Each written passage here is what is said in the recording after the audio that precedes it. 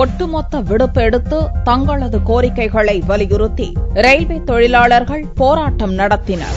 ஊதிய உயர்வு, விருப்ப நேர வேலை உள்ளிட்ட 36 அம்ச கோரிக்கைகளை ரயில்வே ஊழியர் சங்கம் வலியுறுத்தி வருகிறது. அகில இந்திய அளவில் ரயில்வே தொழிலாளர்கள் அனைவரும் ஒருநாள் விடுப்பு எடுத்து போராட்டம் நடத்துவோம் என்று தெற்கு ரயில்வே மஸ்தூர் யூனியன் அறிவித்திருந்தது. இதன்படி வெள்ளியன்று ஒட்டுமொத்த விடுப்பு எடுத்து போராட்டத்தில் ரயில்வே ஊழியர்கள் குதித்தனர். சென்னையில் SRMU பொதுச் செயலாளர் கண்ணையா தலைமையில் போராட்டம் நடந்தது.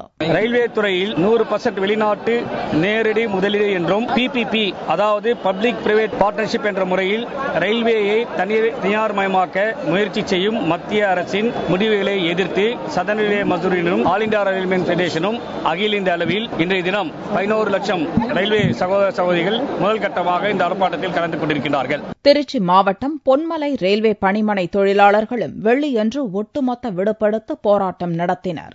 அப்போது அந்நிய நேரடி முதலீட்டை தடுக்க வேண்டும், காலி பணியிடங்களை நிரப்ப வேண்டும், வாரிசுகளுக்கு பணி அளிக்க வேண்டும் என்பன உட்பட பல்வேறு கோரிக்கைகள் வலியுறுத்தப்பட்டன.